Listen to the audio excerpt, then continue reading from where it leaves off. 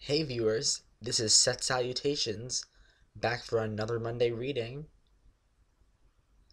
I didn't explain in my last video why I wrote this piece, the piece Go Back to Sleep.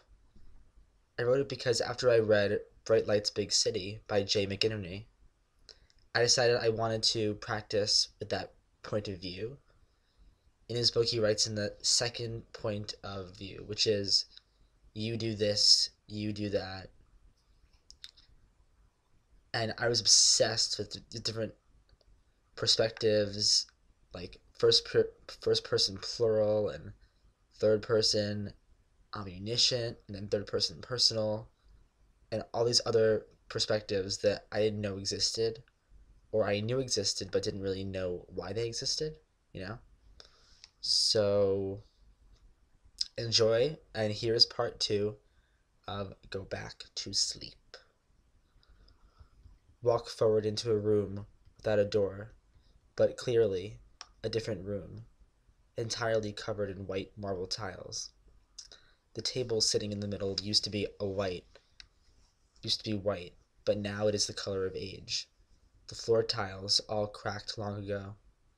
The chandelier traps your feet. The shaggy carpeting traps your feet, and all the dust living on the shelves on top of the TV, in the black and white photo of two girls, the older behind the younger.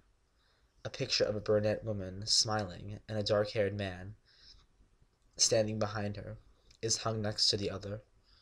Turn around and face the window. Watch the dust in the air, so visible, so clear. The only light in here is from the morning sun. There is a chair sunk deep into the structure of the room. Leather strips lay on the warm seat. They smell factory fresh, but the smells are old and shut in your nostrils. Leave this room, for it is unbearable. There is a mirror on the far end, and the image you see in it appears to be a man in dark pants and a white shirt. He has a bald scalp with hair surrounding the center. Wrinkles cover his face, and he looks tired, depressed, lost, confused, frozen.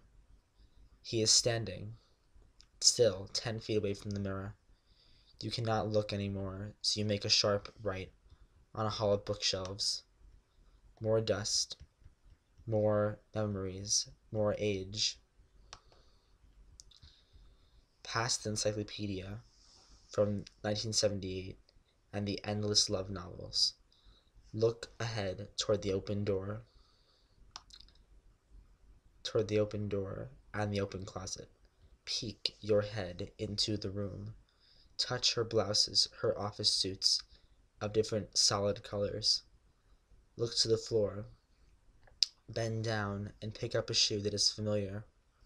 One of the shoes she wore last night. Put it down and look at the door.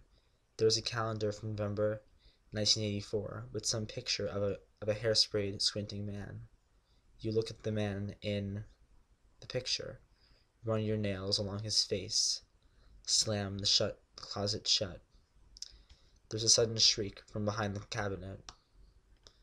Heart jumps, tiptoe around the cabinet.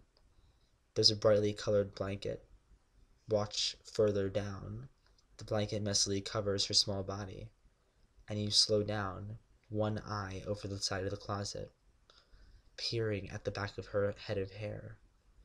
She turns over, her closed eyes look at you, and she stretches. She opens her mouth and licks her lips. You feel her warm breath, bending down to her level. Her head does not go. Her head goes back into her pillow. Don't touch, only look. Wake up! Wake up, it's time to go. Come with me, it's time to leave. We have to go. Now, you need to come with me.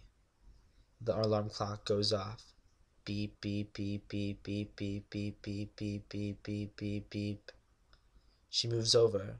Now, get to the side so she doesn't see you. Her blanket comes off, and she walks out of bed. Her eyes are closed. She turns off the alarm clock and turns around toward the mirror on the wall. Oh my God, hi! She turns around with open arms, ready to embrace, but there are loud steps running away. She walks toward the cabinet, and the air is still full of his smell. But he's gone. The door slammed shut. Go back to sleep. Go back to sleep.